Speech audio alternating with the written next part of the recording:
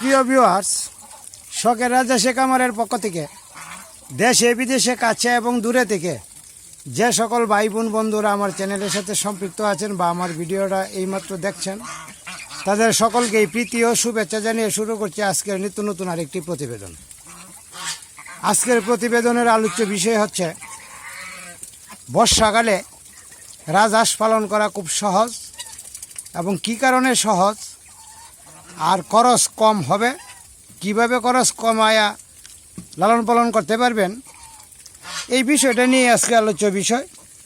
আর একটা বিষয় আলোচনা করব, বর্ষাকালের রাজহাঁসের ডিমগুলোকে কিভাবে সংরক্ষণে রাখতে হয় এবং কিভাবে ফুটানোর কাজে ব্যবহার করতে হয়, এই বিষয়গুলি নিয়ে আজকের আলোচ্য বিষয়। যাই হোক প্রিয় ভিউয়ার্স, যারা আমাকে ভালোবাসেন বা এইমাত্র আমার ভিডিওগুলি দেখছেন, তাদের কাছে বিনীত অনুরোধ, আমার ভিডিওটা দেখার পরে অন্ততপক্ষে একটা লাইক দিবেন, কারণ কর্ম উদ্দীপনা বা উৎসাহ উদ্দীপনা জাগানোর জন্য। আমি একজন নতুন উদ্যোক্তা, নতুন পথের প্রতীক, এই জন্যে আপনাদের উৎসাহ উদ্দীপনায় আমাকে আরও অনেক দূর পর্যন্ত এগিয়ে নেওয়া যাবে, এটা আমি বিশ্বাস করি। যাই হোক প্রিয় ভিউয়ার্স, মূল কথায় আসা যাক। প্রথমত যে বিষয়টা আলোচনা করব, বর্ষাকালে পানি থাকার কারণে পানির উপরে যে সবুজ ঘাসগুলি ভেসে থাকে, সেই ভাসমান উদ্ভিদ বা ঘাস খেয়েই তারা জীবনযাপন করতে পারে। এতে করে কোনো খরচ হয় না, কোনো খরচ লাগেও না। আর একটা বিষয় বলি, যদি কোনো হাওর বাওয়ার থাকে, এর মধ্যে যদি কোনো উঁচু স্থান থাকে, এইগুলির মধ্যে গরু ছাগল ভেড়া মহিষ যাইতে পারে না। না যাওয়ার কারণে ঘাসগুলি পর্যাপ্ত পরিমাণে জমা বা সঞ্চিত হয়ে থাকে। ওইখানে দেখে দেখে হাঁসগুলিকে চারণভূমিতে নিয়ে গেলেই বিনা পয়সা বা বিনা খরচে যে ঘাসগুলি পাওয়া যায়, সেই ঘাসগুলি খাইতে পারে। শালুক পাতা, পদ্ম পাতা এবং কুকি পাতার মূল যেটা, এইটাও যদি ওরা গলা পানি নিচে দিয়ে যদি লাগ পায়, তাহলে ওইগুলি খাইতে পারে। এতে করে এদের খাদ্য খরচটা কম। এর পরেও দুই বেলা হালকা দানাদার দিয়ে থাকি স্বাস্থ্য ঠিক রাখার জন্য। যে হাঁসগুলি ডিমে আসবে, সেইগুলি ডিম পর্যাপ্ত পরিমাণে দেওয়ার জন্য। তাছাড়া এটা শ্রাবণ মাস চলে যাচ্ছে, ভাদ্র মাস আর এক মাস আছে, পরে পানি আরও কমে যাবে, ঘাসের পরিমাণও বেশি হবে। বেশি হওয়ার কারণে আপনার লাভ বেশি, দানাদার খাদ্য অল্প করে দিলেই চলবে। আশ্বিন মাস পুরা মাস খাবার দিতে হবে পর্যাপ্ত পরিমাণে। আবার কার্তিক মাসে আবার খাদ্য দিতে হবে। অগ্রহায়ণ মাসে ধান লাগবে, নতুন ধান, তাহলে আর মানে অগ্রহায়ণ পৌষ খাদ্য কেনা লাগবে না। মাঘ ফাল্গুন আবার দিলেই হবে চৈত্র, আবার বৈশাখ মাস থেকে কেনা লাগবে না। এই একটা গড় হিসাব করে হাঁস লালন পালন করলে খরচ কম হবে এবং লাভের পরিমাণটা বেশি হবে। খাদ্য খরচ যদি আপনার বেশি হয়, তাহলে লাভটা একটু কম পাবেন। যাই হোক, এটা হিসাবের ব্যাপার, হিসাব করে চলবেন, বুদ্ধি কাটিয়ে চলবেন, এতে করে লাভ হবে। এখন আর একটা বিষয় আমি আপনাদের সাথে শেয়ার করব, সেই বিষয়টা হচ্ছে বর্ষাকালের হাঁসে যখন ডিম দেয়, তখন যে জায়গায় ডিম দেয় ওই জায়গায় কিছু শুকনা কর রেখে দিতে হয়। এই করগুলি কিন্তু অনেক সময় বৃষ্টির সেইস বলেন বা বৃষ্টির সাইসেই বলেন, যেভাবেই বলেন, একটু ভিজে যাইতে পারে।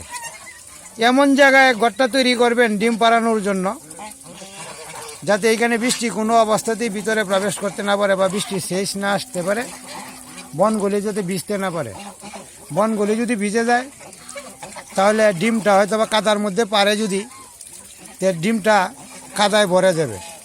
ভরে যাওয়ার পর ওদের যে কোষগুলো থাকে, যে কোষগুলি দিয়ে উমে বসলে পরে বাচ্চা বা এর ভিতরে যে রেণু থাকে বা ভ্রূণ থাকে, এই ভ্রূণের শ্বাস নিতে বা অক্সিজেন নিতে অনেক সময় কষ্ট হয়।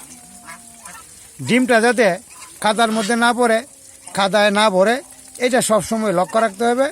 পরিষ্কার পরিচ্ছন্ন একটা জায়গায় ব্যবস্থা করে দিতে হবে ডিম পাড়ানোর জন্য। যাই হোক প্রিয় ভিউয়ার্স, ডিমটা পরিষ্কার পাড়ার পরেও ডিমটাকে সাথে সাথেই অনেক সময় প্রথম ডিম দেওয়ার সময় একটু রক্ত লেগে থাকে, হয়তো বা মলও লেগে থাকতে পারে। ডিমটা পাড়ার পরে এই ডিমটাকে ভালো করে ওয়াশ করে নেবেন। আর ওয়াশ করার সময় এটা হালকা ব্লিচিং পাউডার নিতে পারেন, হালকা 1 গ্রাম পরিমাণ, স্যাভলন নিতে পারেন একটু, হেক্সিসল নিতে পারেন একটু, নিয়ে একটু হালকা কুসুম গরম পানি নেবেন। নিয়ে ডিমটাকে আস্তে আস্তে আলতু করে, যাতে চাপ না লাগে, হালকা করে আপনি এটা ধুয়ে দিতে পারেন।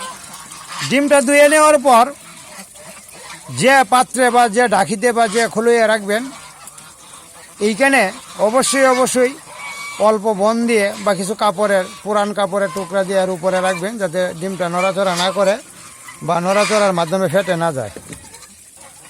নিচে দাও, নিচে পানির মধ্যে এই দিক দিয়ে দাও, গেলে কি আরেকজনের মধ্যে এইদিকে দাও, এই দিক দিয়ে। যাই হোক, ডিমটা যত্ন করে রাখবেন। হয়তো বা 10টা ডিম পারলে 20 দিন হইতে পারে, 8টা পারলে 16 দিন, একদিন পর পর ডিম যেহেতু পারে। তাহলে আপনি ডিমগুলি দেওয়ার পর উমে বসাবেন।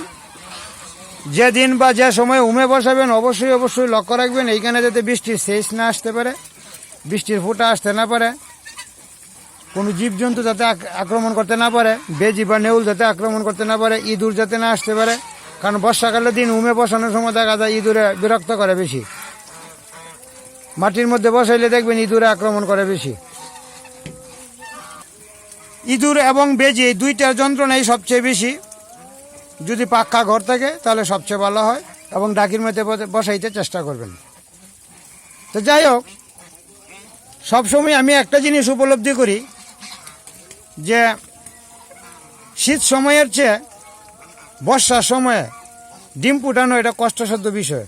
অর্থাৎ এটা অসময়ে কোনো জিনিসই ভালো না, কিন্তু করার কিছু নাই। পুরান হাড় যাদের আছে তাদের বর্ষাকালে ডিম দিবেই এবং বাচ্চা ফুটাইতেই হবে।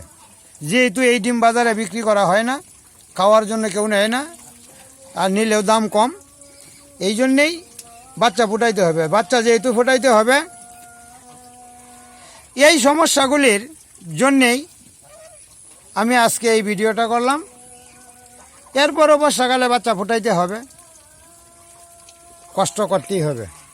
আর 2 মাস, ভাদ্র আশ্বিন, এই 2 মাস দেওয়ার পরে পর্যাপ্ত পরিমাণে ডিম দিবে এবং ফুটাইতে কোনো সমস্যা নাই। তখন কিন্তু শুকনা জায়গা থাকে, মাঠ থাকে, কম্বল দিয়ে ঘর করে, অনেক লম্বা করে ডিম ফুটানোর জন্য ঘর তৈরি করা যায়, ফাঁকে তৈরি করা যায়, কোনো সমস্যা হয় না। আর শুকনা সময় ঘাসের পরিমাণ থাকে বেশি, বাচ্চাও ঘাস পায় বেশি, এতে করে মা এবং বাচ্চা 2টারই স্বাস্থ্য ভালো থাকে। যাই হোক প্রিয় ভিউয়ার্স, কথা বলতে অনেক কথাই বলে ফেললাম। আমি গত ভিডিওতে বলেছিলাম এই মাসে কে ওই নিতে পারবেন বাচ্চা। এই মাসে বাচ্চা শেষ, আগামী মাসেও শেষ, পরের মাসেও আমার মনে হয় শেষ। আমার এক বোন, উনি নরসিংদী থেকে নক করছেন, 100 বাচ্চা নেবেন। সুতরাং 3য় বেজের বাচ্চাও আমার সেল দেওয়া হয়ে গেছে। এর পরবর্তী যদি শীত সময়ে প্রথম ধাপে আসে, আমি চেষ্টা করব আপনাদেরকে বাচ্চা দিতে। যাই হোক প্রিয় ভিউয়ার্স, কথা বলতে অনেক কথাই বলে ফেললাম। ভালো থাকবেন, সুস্থ থাকবেন, আর আমার হাঁসগুলির জন্য আমার জন্য দোয়া করবেন। আর একটা কথা বলে রাখি, আমি একজন নতুন উদ্যোক্তা হিসেবে আপনার হাতের আঙ্গুলের একটু চাপ, একটা লাইক, একটা কমেন্ট, একটা শেয়ার অবশ্যই চাইতে পারি, যদি ভালো লেগে থাকে। আর আমাকে যদি উৎসাহ উদ্দীপনা যোগাতে আপনার মন চায়, আপনি দিতে পারেন। ধন্যবাদ।